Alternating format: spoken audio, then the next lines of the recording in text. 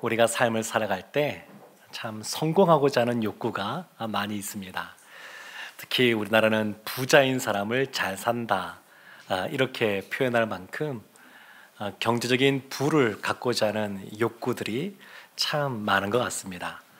그것만이 아니라 건강도 그럴 것이고 사회적인 명성, 명예도 그렇고 또 자녀들이 잘 되는 것도 우리의 삶에 있어서 성공의 기준이 되곤 합니다. 근데 사실 이러한 성공이냐 아니면 실패냐 이것에 대한 기준은 상대적입니다. 사도 바울은 부함에 거하기도 하고 가난한 가운데 처하기도 했지만 하나님 은혜 안에서 자족하는 마음이 있었기에 어떤 상황에서도 성공적인 삶을 살았다 이렇게 볼 수 있습니다. 세상에서 말하는 성공과 실패 사람에 따라 좀 다른데 그런 상대적인 모습이 있지만 하나님의 관점에서는 하나님의 자녀들은 다 성공한 인생입니다. 실패한 인생이 없습니다. 요즘 우리 교회 이제 청년들 또 보게 되면 또 결혼하는 사람들이 이제 계속 나오는데 제가 결혼식 때 주례하셨던 목사님이 저보고 좋아하는 찬송을 부르라 그래서 제가 찬송가 384장 나의 갈 길 다가도록 예수 인도하시니 이 찬양을 불렀습니다. 근데 이 찬양 그 후렴 부분에 이런 부분이 있지 않습니까? 무슨 일을 만나든지 만사형통하리라. 예수 믿는 사람은 무슨 일을 만나도 만사형통하게 됩니다.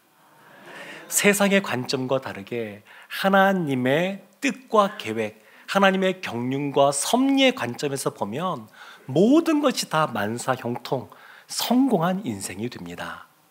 히브리서 11장에 보게 되면 이 믿음의 사람들이 많이 나옵니다.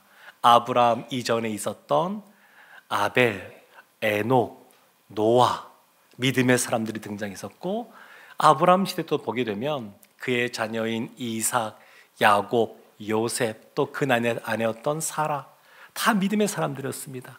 그 이후에 모세 그리고 이스라엘, 라합, 사사들, 다윗, 사무엘, 선지자들 이런 많은 믿음의 선조들이 히브리서 11장에 나오는데 이들의 그러한 믿음의 모습을 우리가 살펴보았지만 이들의 그 믿음의 삶의 모습을 오늘 본문에서는 크게 두 가지로 구분하여서 우리에게 말하고 있습니다.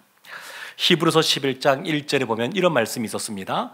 믿음은 바라는 것들의 실상이요 보이지 않는 것들의 증거니. 바라는 것들의 실상이요 바라는 것들의 실상. 아브라함이 75세에 하나님의 부름을 받고 아들을 낳을 것이다 말씀을 들었는데 25년이 지나서 100세가 되었을 때에 실제로 그 아들을 낳아서 보게 되었습니다. 그러니까 믿음은 바라는 것들의 실상을 경험하는 모습이 있습니다. 우리가 삶을 살아가면서 건강의 문제나 또 물질의 문제나 여러 가지 시험이나 이런 것들에 대해서도 하나님께 간절히 구하고 하나님께서 그것을 행하심으로 말미암아 이 세상에서 성공적인 모습으로 나타나기도 합니다. 그뿐만 아니라 믿음은 보이지 않는 것들의 증거라고 말하고 있는데 보이지 않지만 하나님께서 우리에게 허락하신 구원 또 우리를 위해 예배해 주신 부활 이것에 대한 믿음을 갖고 보이지 않지만 이 증거들을 더욱더 확신하면서 살아가는 그러한 모습이 있습니다. 세상에서는 실패한 것처럼 보이는 삶의 모습일지는 몰라도 하나님 앞에서는 믿음의 삶을 살아가는 모습이 나타나기도 합니다. 그래서 오늘 본문을 보게 되면 두 가지가 다 나오기도 하는데 먼저는 세상을 이기는 믿음이 나옵니다. 세상을 이기는 믿음. 믿음으로 말미암아 형통한 사람들의 모습이 나옵니다. 또 하나는 견뎌야 하는 믿음, 견딜 수 있는 믿음. 믿음으로 인해 이 세상의 관점으로는 실패한 것처럼 보이는 모습으로 살아간 믿음의 모습도 나옵니다. 오늘 이 두 가지 모습을 함께 살펴보려고 그럽니다. 먼저는 세상을 이기는 믿음인데 히브리서 11장 33절, 오늘 본문이 시작하는 그 말씀 우리 함께 합독하겠습니다. 그들은 믿음으로 나라들을 이기기도 하며 의를 행하기도 하며 약속을 받기도 하며 사자들의 입을 막기도 하며. 아멘. 믿음으로, 그들은 믿음으로 나라들을 이기기도 했다. 믿음의 사람들이 어떤 힘센 사람 한 사람, 골리앗 같은 사람 한 사람 이긴 것만 아니라 나라를 이기기도 합니다. 한 나라만이 아니라 나라들을 이기기도 합니다. 나라들을. 모세도 그랬고 여호수아도 그랬고 또 기도원 같은 사사들도 그랬고 나라들을 이기는 그러한 믿음의 모습을 보여주었습니다. 또 의를 행하기도 했는데 노아도 그랬고 의롭다라고 인정받았던 다윗도 그렇고 의를 행하는 모습으로 살았습니다. 약속을 받기도 했습니다. 아브람도 그렇고 이삭도 야곱도 다 약속을 받고 살아갔던 사람들입니다. 그리고 하나님이 주실 그 하늘의 그 기업, 그 거룩한 성을 바라보고 기꺼이 이 땅에서는 장막 가운데 거하는 삶을 살았었습니다. 사자들의 입을 막기도 했습니다.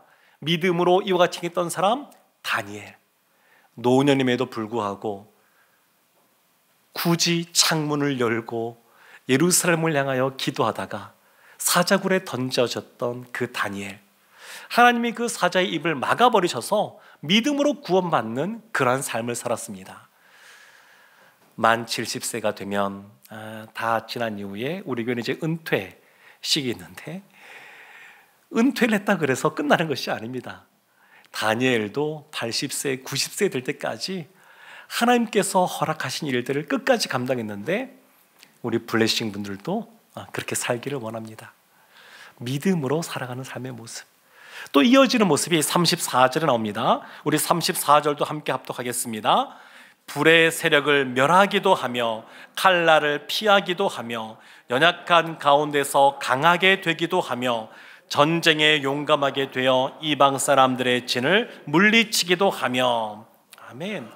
불의 세력을 멸하였다. 다니엘의 세 친구 사드락, 메삭, 아벳느고, 금으로 만든 금신상 앞에 꿇어 절하지 않은 것 때문에 풀무불 가운데 던져졌지만 믿음으로 건짐받는 은혜를 경험했습니다. 칼날을 피하기도 했습니다.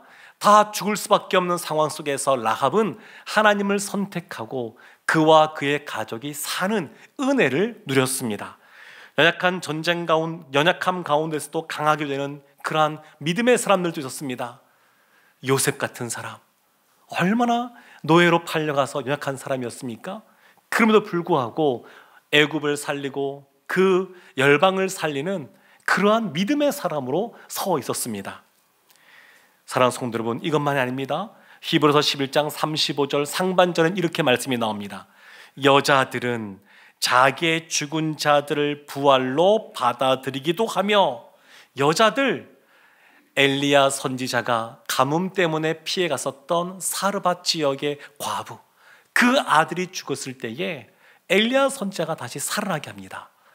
그의 후계자인 엘리사 선지자, 수넴 지역에 갔었는데 그 지역에 오랫동안 자녀가 없었던 그 여인, 아들을 낳을 것이다 했더니 아들이 태어났고, 그리고 그 아들이 조금 성장한 다음에 갑자기 아이고 머리야 그러고 쓰러져서 죽게 되었을 때 이 수넴 여인이 장사를 치를 것이 아니라, 아니면 울면서 그냥 정신을 놓친 것이 아니라 엘리사 선지자를 찾아갑니다.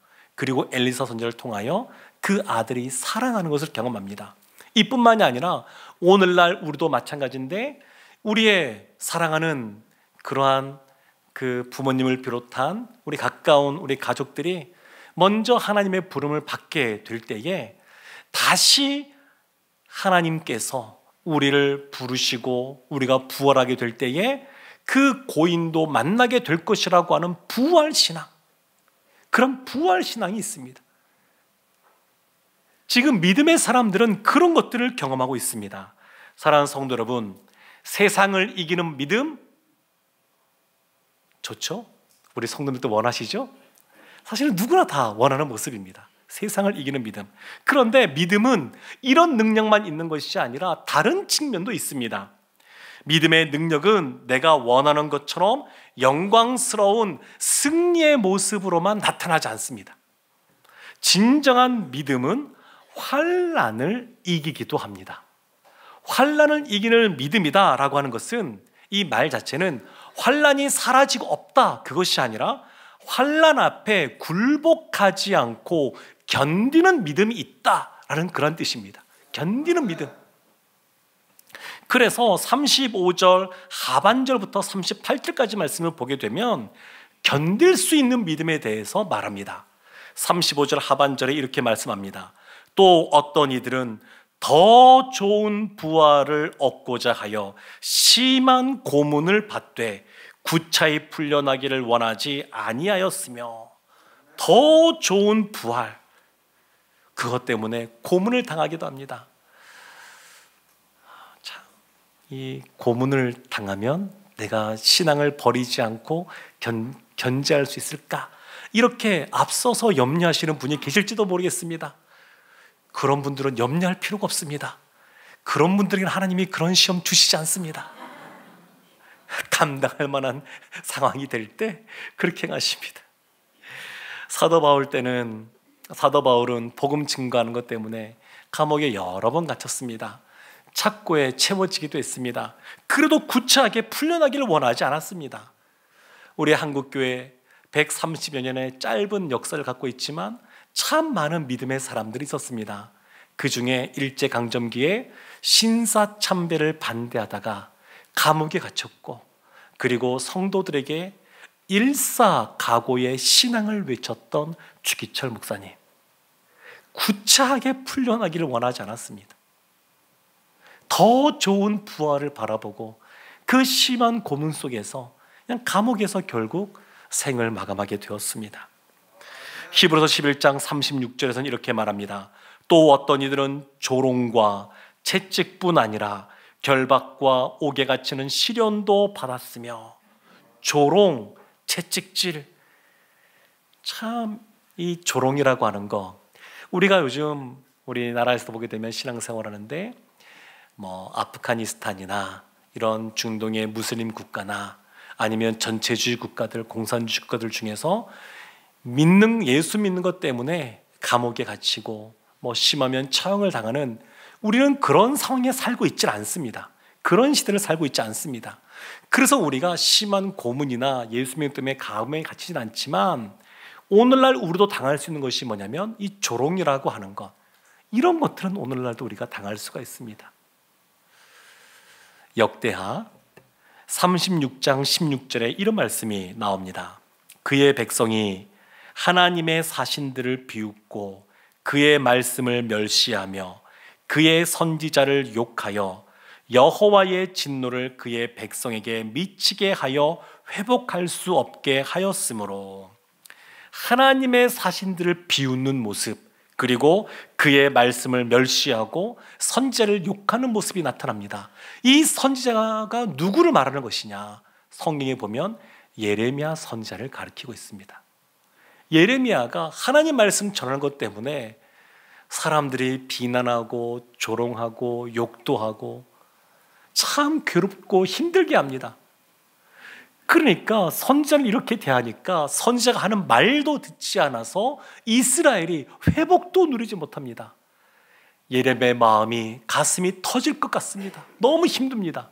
그래서 예레미야서 20장 7절부터 9절 말씀에 보면 예레미야가 자신의 마음을 하나님 앞에 이렇게 토설하고 있습니다.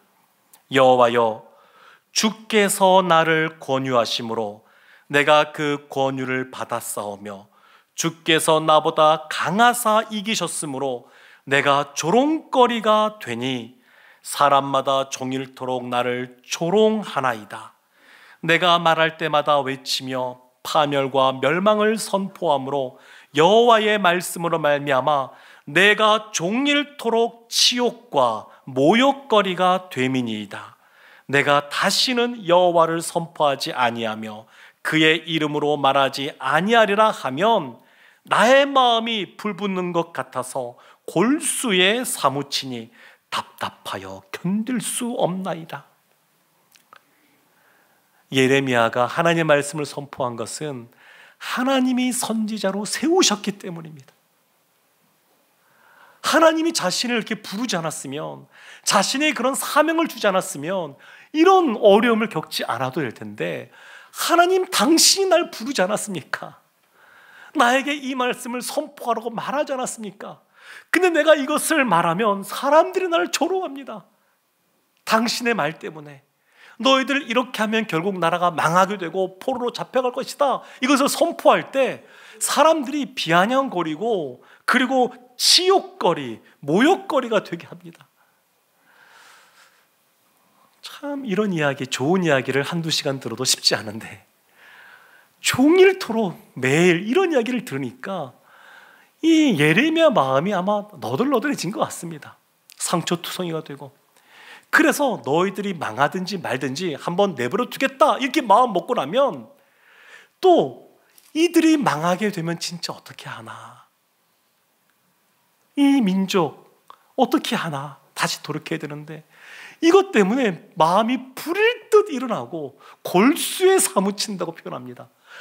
이렇게 해도 힘들고 저렇게 할 수도 없고, 그 마음이 답답한 겁니다. 답답한 거.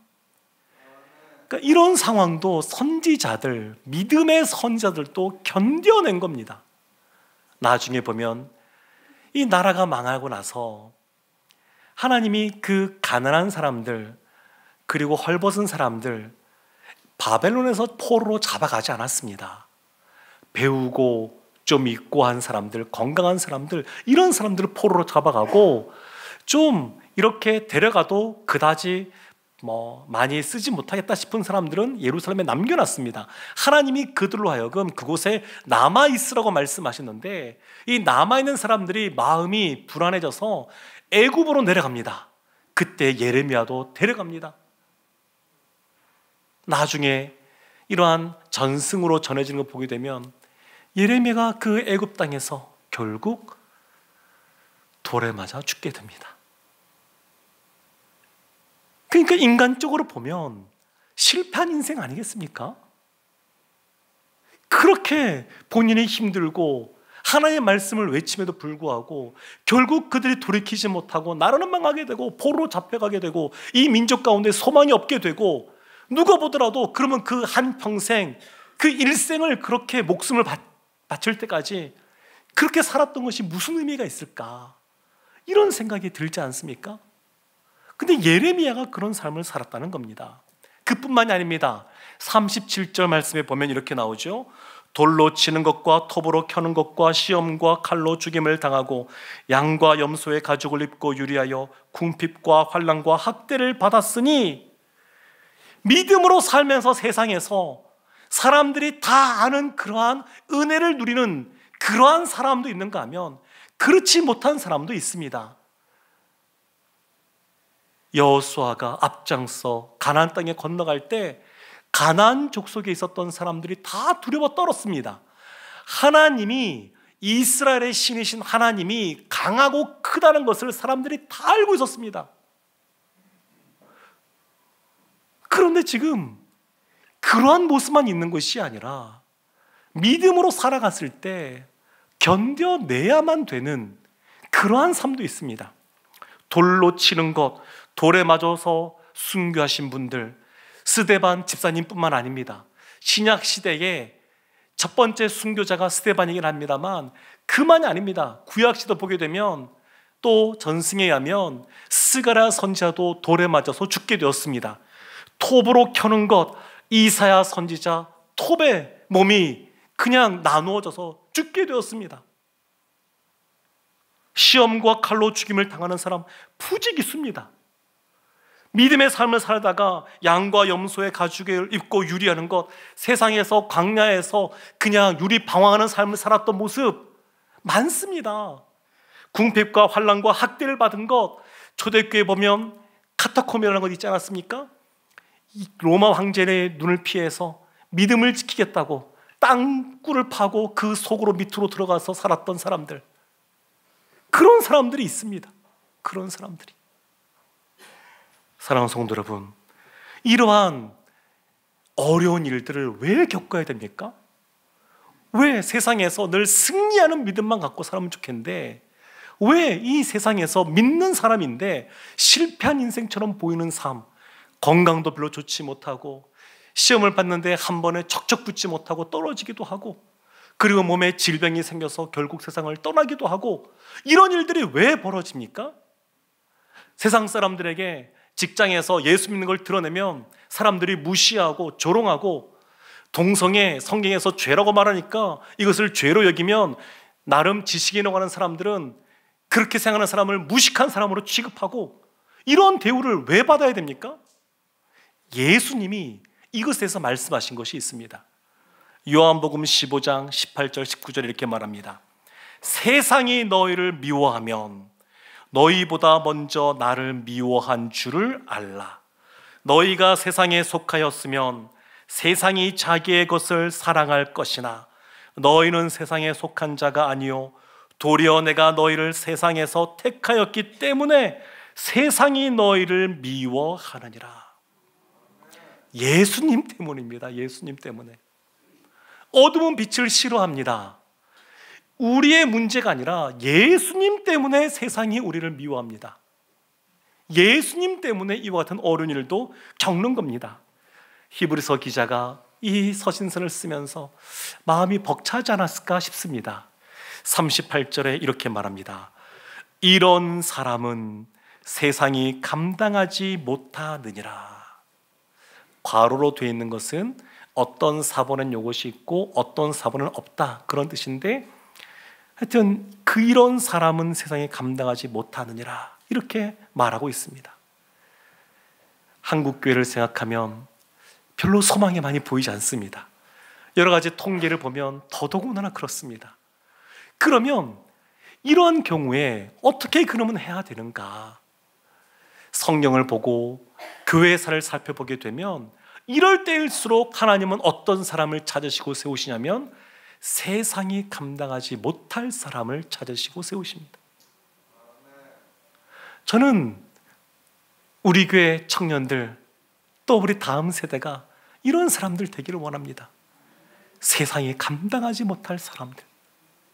아무리 소망이 없다 그래도 이 상황을 보면 소망이 없지만 주님을 바라보면 소망이 있습니다. 주님을 바라보면 소망이 있습니다. 때로는 우리가 여러 가지 신앙생활 하면서 어려운 일들을 겪기도 합니다.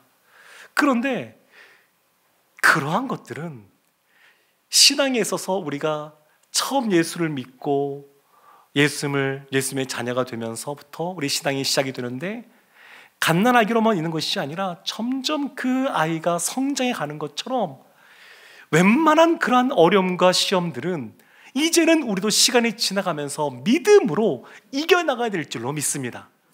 제가 좋아하는 시편의 말씀이 있습니다. 시편 126편 6절 말씀인데 우리 함께 말씀을 보겠습니다. 울며 씨를 뿌리러 나가는 자는 반드시 기쁨으로 그 곡식단을 가지고 돌아오리로다. 아멘. 나라가 망하고 포로로 잡혀갔던 그들이 반드시 다시 돌아오게 될 것이라고 하는 그런 고백입니다. 울며 씨를 뿌리러 나가는 자 반드시 기쁨으로 그 단을 가지고 돌아오게 될 것이라고 하는 것. 인간적인 눈으로 보게 되면 성공했다, 실패했다 볼 수 있지만 하나님의 시각으로 보면 실패한 인생이 없습니다. 예수 믿는 사람들은 다 무슨 일을 만나든지 만사 형통합니다. 이것이 성경이 말하고 있는 겁니다. 사도 바울이 고린도후서 6장에서 8절부터 10절까지 말씀에 이렇게 이것을 고백합니다. 우리는 속이는 자 같으나 참되고 9절 무명한 자 같으나 유명한 자요 죽은 자 같으나 보라 우리가 살아있고 징계를 받은 자 같으나 죽임을 당하지 아니하고 근심하는 자 같으나 항상 기뻐하고 가난한 자 같으나 많은 사람을 부요하게 하고 아무것도 없는 자 같으나 모든 것을 가진 자로다. 아멘.